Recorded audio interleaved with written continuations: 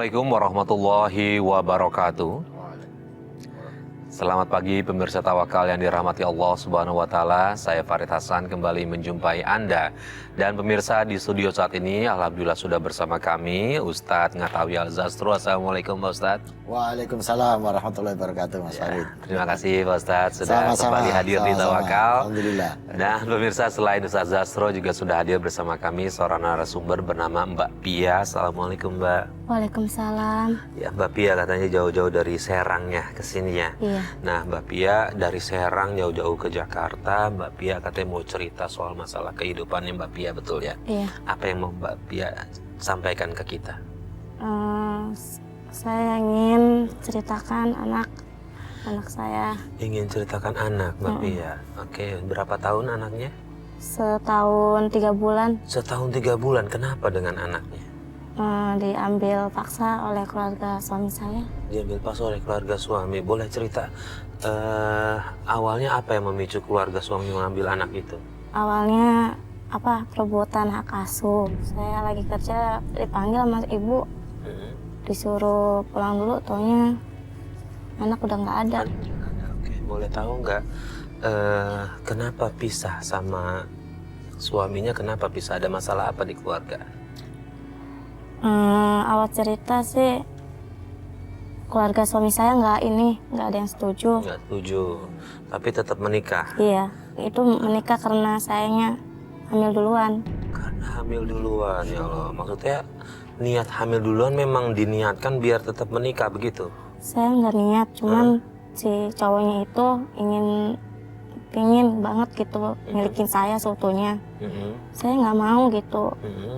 Terus karena dia dulunya kan sering ngasih, minta imbalan lah istilahnya. Minta imbalan. Kalau saya kan sering ngasih kamu, umpama kayak kontrakan, beliin susu anak, terus pampers segala dia yang tanggung. Kalau dianya ngomong, kan saya udah ngasih segala-gala, kamu kamu nggak ngasih saya nggak ngasih saya apa gitu. Kasih kamu apa ke saya, katanya gitu. Terus dia mintanya apa? Saya nggak mau, saya pengen diri kamu, katanya gitu seutuhnya gitu. Oke. Ustadz, orang tua nggak merestui, kemudian yang laki-laki ini mengambil jalan pintas, mendahulukan ketentuan yang udah orang biasa melakukan pernikahan dulu baru kemudian punya anak nih Pak Ustadz. Enggak, tadi saya ini suami Mbak Pia ini ceritanya gimana bisa ketemu dengan suami ini dulu, ceritanya kayak apa gitu. Kok kenapa ini tidak diomongin ke orang tua. Ya, sehingga sampai terjadi hubungan seperti itu saya masih bingung ini ceritanya ketemunya di mana sama suami? Dan sampai ini tidak dibawa ke orang tua dulu, gimana tuh ceritanya gitu? Awal ceritanya saya kan kerja di biliar, tempat dunia malam. Ketemu customer, cuman awalnya mau perkenalan aja. Ya, ini dengan calon suami yang yang kedua ini. Yang kedua? Iya. Oh, jadi sebelumnya? Sebelumnya saya udah nikah, janda, beranak 1. Oke, sebelum jauh nih kita balik lagi dulu yang sudah menikah tadi yang pertama. Menikah yang pertama, terus cerai atau ada pisahnya gara-gara lain? Ya cerai karena suami saya kan nganggur. Saya terus-terusan yang kerja, suami di rumah nggak mau kerja. Suami yang pertama sih baik, nggak neko-neko gitu. Cuman saya terus yang kerja gitu. Paling saya lelah, nggak kuat, minta cerai. Suami sih nggak mau cerai, tapi sayanya minta. Akhirnya ya saya pisah. Asuh yang anak pertama di saya. Oke, sebentar. Berarti dari suami yang pertama sudah punya anak. Iya. Sudah punya anak. Kemudian, mohon maaf, dengan yang pertama itu yang dengan jalur biasa kan ya, maksudnya menikah resmi gitu, mendapat persetujuan. Iya. Oke, yang nggak disetujuin itu adalah suami yang kedua. Karena tapi di situ suami yang kedua minta untuk berhubungan suami istri. Iya. Karena dia merasa sudah begitu berperan memberikan nafkah untuk si bayinya itu. Nah, dari yang berhubungan suami istri itu sempat hamil atau tidak? Kalau yang kedua, Heeh. iya udah hamil 2 bulan baru dinikahin. Hamil 2 bulan baru nikahan. Oke, berarti kita pasti sudah dapat poinnya nih ya. Poinnya, ya, Berarti sudah memang suami ada. suami keduanya yang memanfaatkan itu, dia merasa Ya. udah memberi nafkah. Lu kasih apa ke gua gitu, kasarnya Ya, kurang lebih ya, seperti itu. Dia minta berhubungan badan nih Pak Ustadz. Wah, jadi bagaimanapun ini tetap posisinya melanggar syariat, Ya. Mas Mas Farid. Ya. Jadi meskipun sebetulnya pernikahan kedua dari Mbak Pia ini sudah tidak perlu lagi minta persetujuan ke orang tua. Jadi sebetulnya orang tua nggak setuju pun pernikahan tetap bisa dilangsungkan. Ini disebutkan dalam surat Al-Baqarah ayat 232, disebutkan bahwa istri-istri yang sudah dicerai gitu ya dan sudah habis masa iddahnya, maka dia berhak untuk menikah lagi tanpa harus dihalang-halangi oleh walinya. Gitu.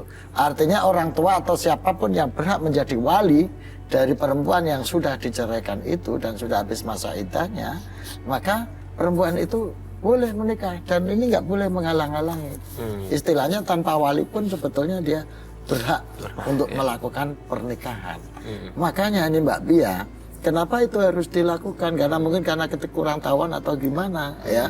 Jadi sebetulnya Mbak Pia tidak, ya izin ke orang tua tetap perlu, tetap penting gitu ya. Tapi proses pernikahannya sebetulnya tidak harus mendapat wali dari orang tua, tidak apa-apa sebetulnya. Dan orang tua sebagai wali nggak berhak menghalang-halangi nikahnya Mbak Pia ini yang sudah berstatus janda dan sudah habis masa iddahnya. Gitu Mbak Pia ya. Jadi sebelum melakukan hubungan itu mestinya dihalalkan dulu. Meskipun tanpa harus ada walinya. Karena Mbak Pia statusnya sudah janda, sudah tidak dalam masa iddah. Itu. Nah, itu sangat disayangkan sebetulnya. Mbak Pia, alasan mertua Mbak Pia nggak terima Mbak Pia apa? Karena Mbak Pia statusnya janda, punya anak. Janda, terus suaminya nggak punya, orang miskin gitu. Sedangkan keluarga dia terpandang. Iman? Ini siapa? Ini dia Bu, pacar Iman. Pacar? Udah berapa lama kamu pacaran sama dia? Kami udah 6 bulan, Bu. Lantas, kamu kesini mau apa? Iman, kamu nggak salah pilih pacar seperti ini. Kok kecil dan miskin begini? Pak, Iman kesini cuma mau minta doa restu. Iman mau nikah sama Pia. Kamu bilang kamu mau menikah sama dia? Kamu belum saatnya untuk menikah, Iman. Menikah itu nggak gampang loh. Iman tahu Bu, tapi insya Allah Iman siap. Kenapa nggak setuju? Dia nggak pantas jadi istri kamu. Kenapa Pak? Kurang Pia apa? Dia baik, dia sopan. Apakah keluarganya sudah bisa sepantas dengan keluarga kita? Ibu malu, Man, kalau punya menantu seperti dia. Mau taruh di mana martabat keluarga kita? Udah Bu. Cukup, Man. Lebih baik aku pergi. Aku nggak sanggup di sini, Man. Pia. Semua ini lagakan Bapak dan Ibu. Iman, Iman, kurang ajar kamu. Iman. Jadi mereka nggak setuju Nggak sama Mbak setuju. Pia karena Mbak Pia mohon maaf janda beranak satu, Nggak punya, ditambah miskin. sama orang, menurut mereka Mbak Pia ini orang nggak punya begitu. Iya. Oke, terus kemudian sampai akhirnya menikah karena tadi udah hamil duluan ya. Nah, reaksi keluarga mertua gimana nih sepanjang proses menjelang menikah, kemudian menikah sampai kemudian berkeluarga? Itu kan pas nikah itu diramein ya di rumah mertua tuh. Itu saya pas nikah itu uang dari pesta itu nggak saya ambil, kado udah diambil mertua, uang yang di kotak dibawa mertua.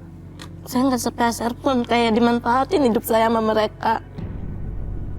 Pas saya lagi hamil umur 4 bulan, saya keluar ngobrol sama tetangga, namanya di rumah aja jenuh. Pas jenuh keluar ngobrol sama tetangga, saya pulang ke rumah dimarahin sama mertua saya. Ngapain nggak mau katanya keluar, katanya mama tuh malu katanya. Pia, kemana sih itu orang ya? Wah, Angel pinter ya sekarang. Pia, Oh ya, Pia,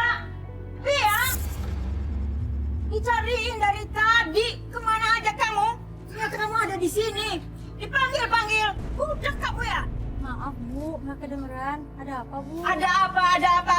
Malu saya punya mantu seperti kamu. Ayo masuk, masuk Bu. Sakit Bu. Dicari-cari kamu. Ternyata ada di situ. Ayo masuk. Mulai hari ini kamu nggak boleh keluar rumah. Nggak boleh ketemu dengan siapapun. Ayo masuk. Kalau tidak masuk. Sakit. Pas saya hamil 7 bulan, kena muntaber ya. Nggak ada yang mau nganterin saya ke berobat. Pas udah anak lahir jadi perebutan anak itu. Jadi anak itu pas setelah lahir diambil sama Diambil. mertua. Pak Ustadz, boleh sejauh apa sih mertua ikut campur dalam urusan rumah tangga anak ini, Pak Ustadz? Sebetulnya dalam Islam sendiri ketika anak sudah hidup berumah tangga, maka orang tua itu sudah tidak berhak lagi, tidak bertanggung jawab lagi terhadap kehidupan si anak ini, gitu loh. Meskipun secara moral, ya, justru anak yang justru punya tanggung jawab pada orang tua untuk berbakti, untuk taat dan lain sebagainya, gitu loh. Tapi kalau ini sudah berumah tangga, maka mestinya ya sudah dilepas saja. Ya. Orang tua nggak boleh campur tangan kehidupan keluarga anak-anaknya, apalagi sampai mengganggu. Misalnya kayak ini tadi sampai anak dibawa, terus kemudian anak laki-lakinya masih disetir dan dikendalikan gitu. Padahal mestinya anak laki-laki ini bertanggung jawab terhadap kehidupan rumah tangganya, melindungi istrinya, mendidik anaknya, menafkahi keluarganya dan lain sebagainya. Itu tanggung jawab penuh sebagai laki-laki. Dan orang tua, ya orang tua sifatnya cuma istilahnya memantau saja. Memantau, orang tua tidak berhak lagi, misalnya sampai menafkahi lagi mentang-mentang ya sudah nggak berhak lagi. Orang tua juga tidak berhak lagi untuk ngatur-ngatur rumah tangga ini. Itu. Kalau memberikan saran, kalau memberikan masukan-masukan untuk kebaikan dalam kehidupan berumah tangga, itu boleh. Tapi kalau justru mengganggu dan membuat terjadinya perpecahan itu tidak boleh. Malah disuruh cerai mas mertua saya. Saya masih ada status istrinya. Ceweknya dibawa ke situ, nanyain, "Ma, mana si AA?" Itu nanyain itu siapa, Ma? Gitu mentang-mentang guru calonnya. Dibawa ke situ. Saya pengen nengok sama anak saya sampai mau dibawa sama mertua. Nak, ibu di luar, nak. Keluar, nak. Pak, Bu, tolong bukakan pintunya. Pak. Kamu ngapain kesini? Gedor-gedor pintu segala, bikin malu aja. Pak, aku mau ketemu sama anak aku, Pak. Anak kamu nggak ada di sini. Saya mau ketemu sama anak saya, Pak. Cika, Mas. Cika, ibu, nak. Keluar, nak. Ini ibu. Kamu ngapain di sini? Pergi. Mas, aku mau ketemu anak kita, Mas. Aku kangen sama Cika, Mas. Tolong. Kamu nggak ngapain lah kamu sama Cika? Nggak pergi sekarang. Jangan harap kamu bisa ketemu cucu saya lagi. Pergi kamu. Saya nggak mau pergi. Sebelum saya ketemu sama anak saya, Cika. Saya tahu dia ada di dalam, Pak. Kamu pergi. Atau saya bunuh kamu.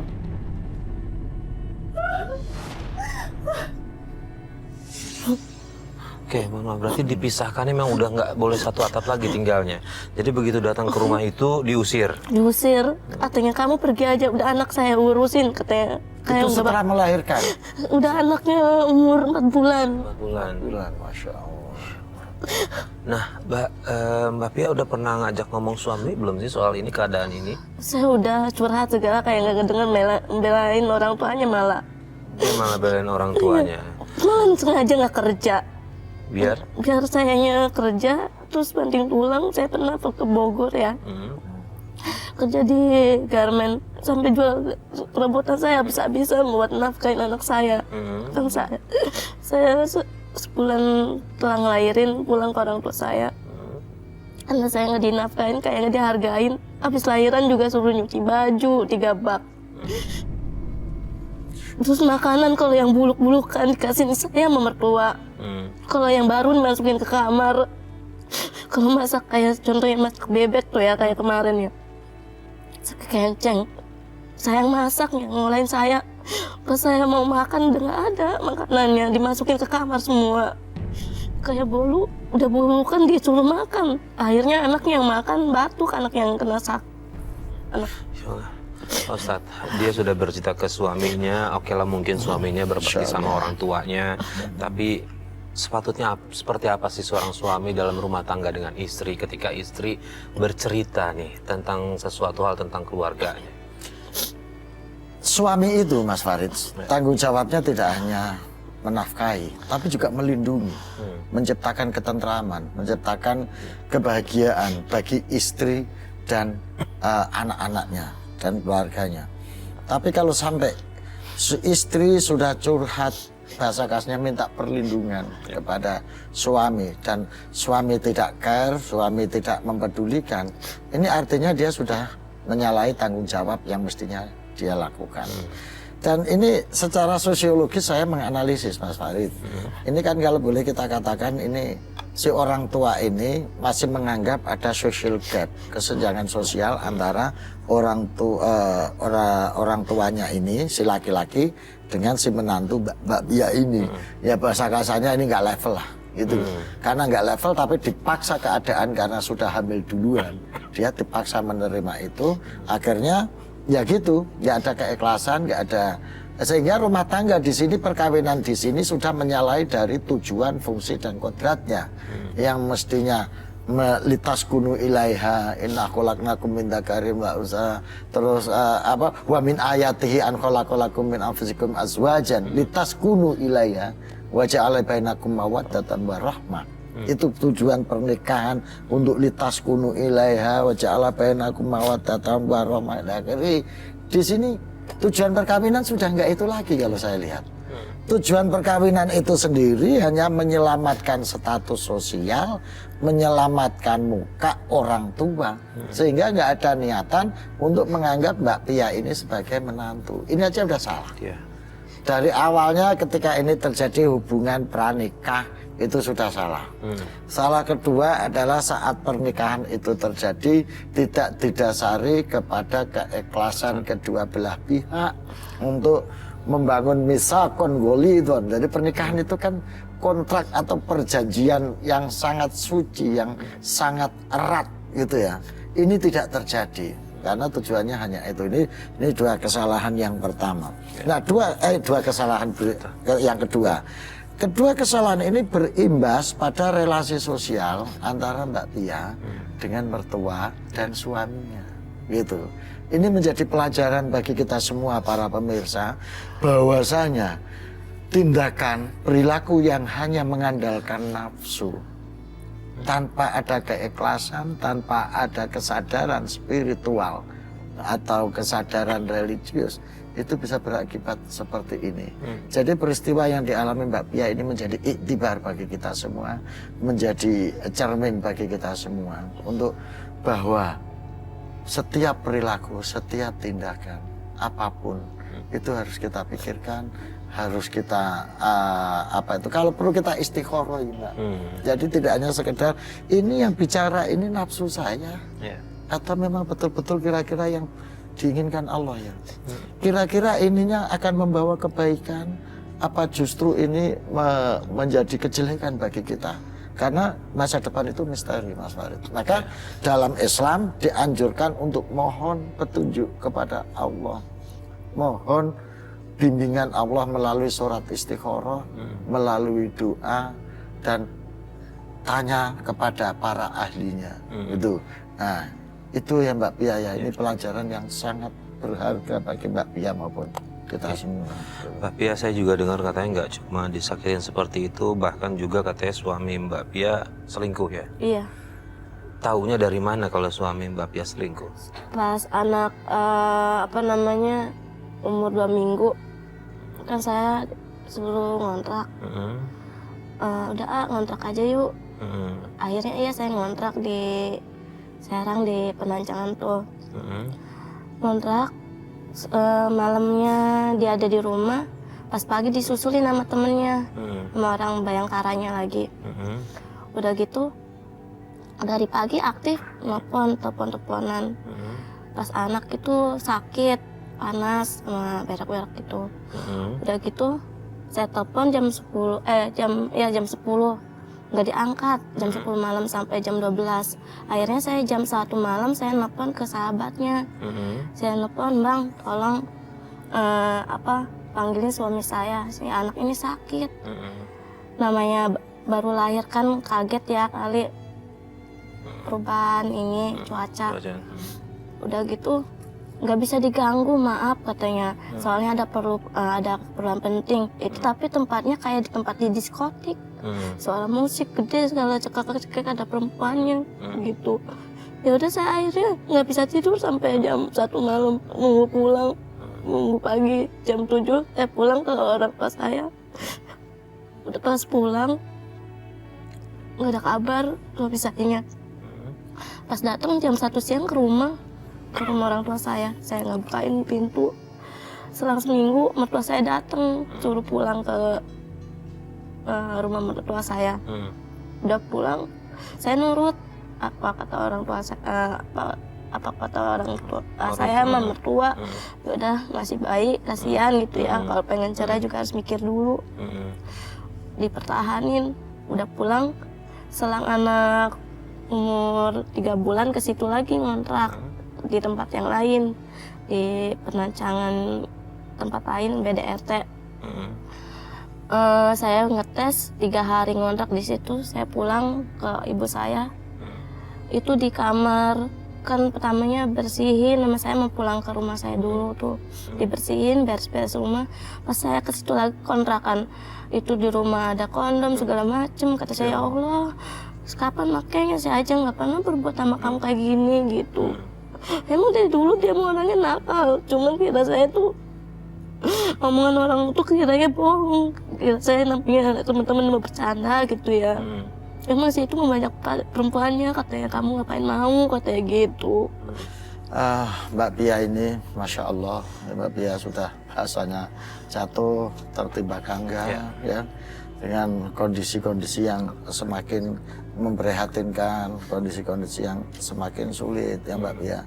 Maka menurut saya ini Mbak Pia harus kuat bertahan menghadapi kehidupan ini, karena Mbak Pia punya 2 anak ya, satu dari anak yang pertama, suami yang pertama, yang kedua anak dari suami yang kedua yang ternyata sekarang sudah diambil alih oleh mertua, direbut paksa oleh mertua, sehingga ini tanggung jawab atau beban atau apapun namanya yang harus dipikul oleh Mbak Pia, dan Mbak Pia harus terus hidup, Mbak Pia harus terus survive menghadapi ini ya. Tapi mudah-mudahan peristiwa-peristiwa yang kemarin menjadi langkah-langkah yang bahan muhasabah, bahwa itu langkah yang tidak baik, yang perlu dikoreksi, yang perlu ditata. Allah Maha Pengampun. Allah masih menunjukkan jalan bagi hamba-hambanya yang mau bertaubat, yang mau kembali ke jalan yang benar. Mbak Pia, saya hanya ingin tahu apa yang kira-kira diinginkan Mbak Pia saat ini, dan statusnya dengan suami itu sekarang kayak apa gitu. Kalau saya mau masalah suami nggak apa-apa, mau cerai juga udah dicerai nggak apa-apa, saya Sudah ikhlas. cerai Sudah. Tapi kalau dihukum, kalau di negaranya mah belum, maksudnya bukan cerainya cerai dari orang tua itu, dari Cerainya dari mana? Maksudnya cerai orang tua itu bagaimana? Karena cerai itu harus berangkat dari akad yang bersangkutan langsung. itu enggak, nikahnya nikah agama, tapi cerainya bukan nikah agama, bukan dihukum lagi, bukan. Jadi cerainya cerai dari bapaknya, suruh tanda tangan, bapaknya kan mentang-mentang RT. Lu kamu cerai katanya, nih tanda tangan di buku ini katanya gitu. Ya saya nurut, kan namanya rumah tangga ribut wajar gitu ya. Jadi orang tuanya ikut campur. Mentang-mentang RT di situ jadi kuasa, dia yang suruh tanda tanganin. Itu sah Ustaz, perceraian seperti itu orang tua memaksa? Nggak boleh, Mas. Nggak boleh. Itu nggak sah. Perceraian itu harus, talak itu harus kalam atau kalimat segot takliknya, atau apa, kalimat talaknya itu harus berasal Dia dari nggak yang pernah. bersangkutan. Nggak Dan pernah saya ucapin cerai cerai, kamu. nggak pernah. Nah kalau dia belum pernah ucapan itu mau tanda tangan mau apa. Dan cerai itu harus dalam keadaan sadar dan bukan dalam keadaan terpaksa. Hukum itu harus berjalan dalam keadaan sadar, tanpa tekanan, tanpa paksaan. Nah, suami ada sempat melontarkan saya ceraikan kamu? Nggak pernah, Nggak pernah. sedikit pun. Saya malah ngomong, udah itu kan udah ngomong orang tuanya cerai, berarti kita tuh harus cerai. Dia nggak mau, sampai kapanpun nggak saya ceraiin katanya. Sampai sekarang juga dia gantung, belum pernah ke pengadilan, belum pernah. Iya. Mbak Pia, komentar orang tua Mbak Pia gimana? Kata ibu udah sabar aja, mudah-mudahan nanti juga ada balasannya, katanya orang kayak gitu. Jadi sekarang Mbak Pia kembali bersama ibu lagi. Iya. Ya udah Pak Ustadz, ini juga kita mau undang ibunya juga ada di studio. Di ibunya juga sempat cerita sama kita ada masalah mengenai keluarganya. Jadi kita langsung undang aja ya Pak Ustadz ya. Baik, silakan Ibu. Assalamualaikum Ibu. Dengan Ibu. Oke, silakan Ibu. Mari Bu, mari Bu. Silakan.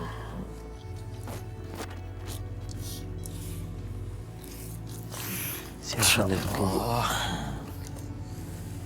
Baik Ibu Diah, terima kasih sudah bergabung sama kami di Tawakal. Kita sudah mendengar semua apa yang dialami oleh Mbak Pia, anaknya Ibu Diah. Nah Ibu Diah sendiri gimana nih melihat anaknya seperti ini diperlakukan sama mertua dan juga sama suaminya? Suaminya sama saya juga nggak seneng. Nggak seneng. Waktu nikah, saya nggak boleh hadir. Nggak boleh hadir, ibu kamu yang suruh datang katanya gitu. Alasannya kenapa? Malu kali sayanya jelek, miskin. Kalau melihat saya tuh melotot matanya, boro-boro selamat. Ini sudah bukan lagi keanehan, ini sudah kedaliman. Jadi rumah tangga yang dibangun bukan relasi ya kesetaraan, relasi kekeluargaan, tapi gap sosial ini masih diciptakan. Malah keluarganya itu ibu bapaknya ngomongin saya bau tanah katanya, udah bau tanah. Ya. Doanya mati saya yang Ibu saya yang meninggal. sabar ya Bu ya, ibu yang sabar. Apa kata saya? Mudah-mudahan ini Saya semuanya. doanya mati aja bahwa ibu kamu tuh udah bau tanah katanya Iya, kamu jangan bertingkah harus nurut katanya di sana di mertua kamu itu harus nurut katanya di sana. Ibu saya dengar katanya juga masa lalu Ibu sama suami Ibu waktu itu juga korban kekerasan dalam rumah tangga ya Bu? Iya, kalau marah sedikit tapi saya juga dijenggutin, saya giginya hampir rontok tuh tanya sama dia. Pak Ustadz, intinya gini Pak Ustadz, Mbak Pia sama ibunya datang ke sini, mereka berdua merasa kok hidup tidak adil. Orang memperlakukan buruk ke mereka berdua. Nah, apa yang harus mereka lakukan di kedepannya Pak Ustadz? Satu, saya ingin Bu Diah dan Mbak Pia ya, supaya tidak terlalu hanyut dan larut dalam kesedihan. Ya. Jadi saya melihat ini penderitaan yang sudah sangat luar biasa. Sebagai dianggap orang miskin, dinista, terlunta-lunta, disingkirkan. Ibu Diah, mohon Ibu Diah sabar dan ikhlas menerima ini ya Bu Diah. Ini cara paling hebat untuk mengurangi penderitaan. Itu adalah ketika orang menista dan menyia-nyiakan kita, tapi kita menganggap semuanya itu menjadi sesuatu yang biasa. Sehingga ini tidak menjadi beban yang membuat kita sedih. Itu satu. Yang kedua, tetap yakin pada keadilan Allah, Bu Diah. Bahwa Allah menciptakan semuanya ini adalah bagian dari ujian hidup. Orang hidup itu ada yang diuji dengan kenikmatan, ada yang diuji dengan penderitaan. Dan pada detik ini, saat ini Ibu Diah dan Mbak Pia sedang diuji dengan penderitaan hidup. Kalau Ibu ikhlas, kalau Ibu sabar, dan tetap tawakal kepada Allah, insya Allah ini akan menjadi kebaikan bagi Ibu di dunia dan akhirat. Maka saya sarankan kepada Ibu ya, supaya Ibu bisa menghadapi semuanya ini dengan lapang dada dan enjoy. Ibu sering banyak berzikir, Ibu sering banyak Dikir berdoa. setiap waktu, dikir aja. Dikir Setiap waktu sholat. mengingat Allah ya, mengingat Allah. Itu kayak mengingat pergi Allah. dari saya itu, tiap hari berdoa aja itu. Iya, makanya Ibu perbanyak Semuanya itu. dia ninggalin saya. Iya. Alhamdulillah dia dapatnya yang cocok sama dia itu sekarangnya. Ya, makanya itu nanti Allah akan ngasih jalan yang terbaik untuk ibu.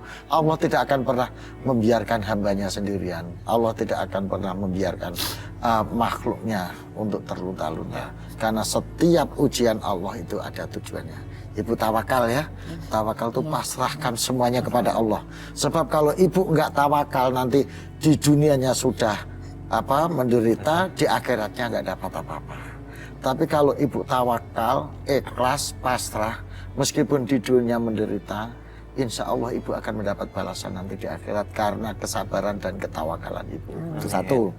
Yang kedua, ibu banyak berzikir, ya, zikirnya baca sholawat, zikirnya baca sholawat yang sebanyak-banyaknya, ya.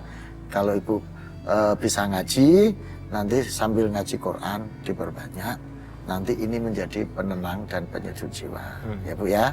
Nah ini saya mau ikut berdoa, mudah-mudahan apa yang dialami Mbak Pia segera berakhir, mendapat jalan keluar yang baik. Kalau toh harus bercerai, ya bercerai yang baik dan segera mendapat pengganti yang lebih baik. Kalau toh harus terus, mudah-mudahan keluarga ini juga disadarkan untuk menerima Mbak Pia apa adanya, sehingga Mbak Pia bisa menerima kebahagiaan hidup dengan baik. Amin ya rabbal alamin. Baik, Pak Ustadz, terima kasih atas semua nasihatnya buat Mbak Pia sama Ibu Lia. Mudah-mudahan kita berdua juga ikut bantu doa ke depannya menjadi lebih baik lagi insya Allah ya. Terima kasih sudah berbagi cerita dengan kami di Tawakal, dan ini mudah-mudahan juga bisa menjadi pelajaran terpenting bagi pemirsa di rumah agar kejadian seperti ini tidak terulang kembali. Akhirnya saya Farid Hasan undur diri. Wabillahi taufiq wal hidayah. Wassalamualaikum warahmatullahi wabarakatuh. Waalaikumsalam.